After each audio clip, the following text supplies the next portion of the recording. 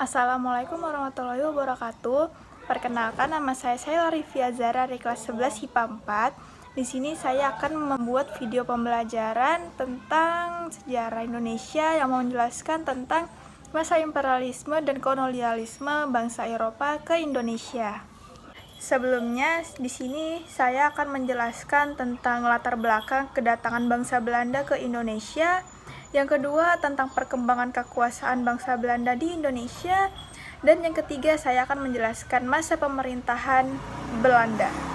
Yang pertama, saya akan menjelaskan tentang latar belakang kedatangan bangsa Belanda ke Indonesia. Indonesia dikenal sebagai daerah penghasil rempah-rempah, dan rempah-rempah memiliki banyak manfaat. Salah satunya sebagai penghangat dan bisa dijadikan sebagai pengawet makanan. Selain itu, karena harganya yang sangat mahal di daerah Eropa sana, dan di sana pun kalaupun misalnya mereka memiliki rempah-rempah, itu bisa dijadikan sebagai simbol kejayaan seorang raja pada saat itu. Dan dari faktor-faktor tersebut, banyak bangsa Eropa yang berusaha untuk menemukan daerah penghasil rempah-rempah, dan salah satunya yaitu Indonesia. Pada tahun 1596, Cornelis de Houtman berhasil mendarat di Banten. Sikap Belanda yang kurang ramah dan berusaha memonopoli perdagangan di Banten membuat Sultan Banten saat itu sangat marah. Akibatnya, ekspedisi ini terbilang gagal.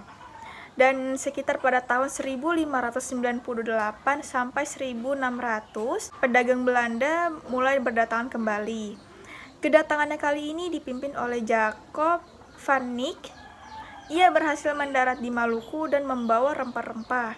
Keberhasilan van Eyck menyebabkan semakin banyak pedagang Belanda yang datang ke Indonesia. Dan yang kedua, yaitu perkembangan kekuasaan.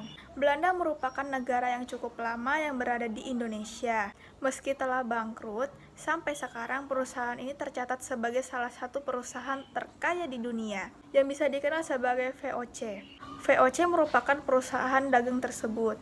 VOC didirikan pada tanggal 20 Maret 1602. oleh Johan van Oldenbarnevelt. Kepemimpinannya dipegang oleh 17 pemegang saham yang berkedudukan di Amsterdam. Dan salah satu tujuan pembentukannya adalah 1. Untuk menghindari persaingan sesama pedagang Belanda. 2. Memperkuat Belanda dengan bangsa Eropa lain. Yang ketiga, memonopoli perdagangan rempah-rempah di Indonesia. Keberadaan VOC tidak hanya sebagai kongsi dagang, namun juga menjadi kekuatan politik. VOC memiliki hak oktroy, yaitu memonopoli perdagangan, mencetak mata uang sendiri, mengadakan perjanjian, menyatakan perang dengan dunia lain, menjalankan kekuasaan kehakiman, memungut pajak, memiliki angkatan perang, dan mendirikan benteng.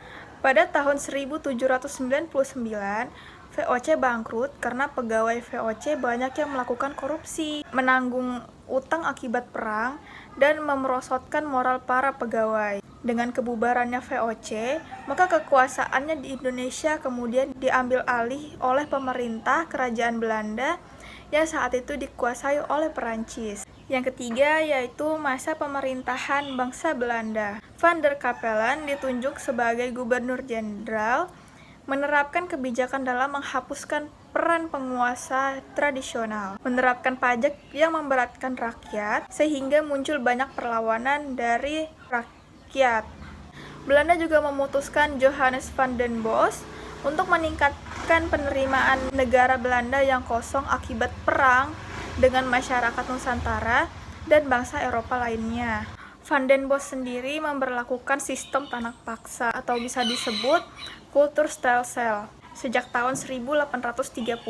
Penerapan Kulturstelsel banyak mengalami penyimpangan, seperti waktu tanam yang melebihi usia tanam padi, tanah yang seharusnya bebas pajak tetap kena pajak, hingga rakyat harus menyediakan sampai setengah tanahnya. Meski begitu, tanam paksa juga berdampak positif karena rakyat Indonesia mengetahui jenis-jenis tanah. Dan pada tahun 1870, tanam paksa dihapus dan diganti politik pintu terbuka yang bertuang dalam Undang-Undang Agraria 1870 yang mengatur tentang kepemilikan tanah, pribumi, dan pemerintah.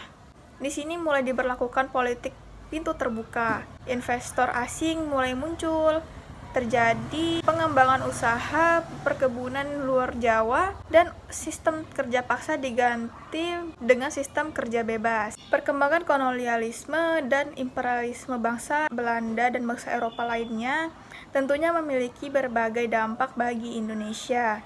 Tanaman baru dan mengetahui cara tanam yang baik. Di samping dampak negatif, banyak dampak positif yang kita dapat. Ya, seperti tadi yang sudah saya jelaskan sebelumnya tentang tanam paksa, rakyat Indonesia pada zaman itu jadi bisa mengetahui banyak tentang tanaman baru, cara bertanam yang baik. Jadi tidak sepenuhnya mereka mendapatkan dampak yang negatif. Sekian, terima kasih penjelasan dari saya. Kurang lebihnya mohon maaf. Bila saya ada salah kata mohon dimaafkan. Terima kasih. Assalamualaikum warahmatullahi wabarakatuh. Selamat pagi.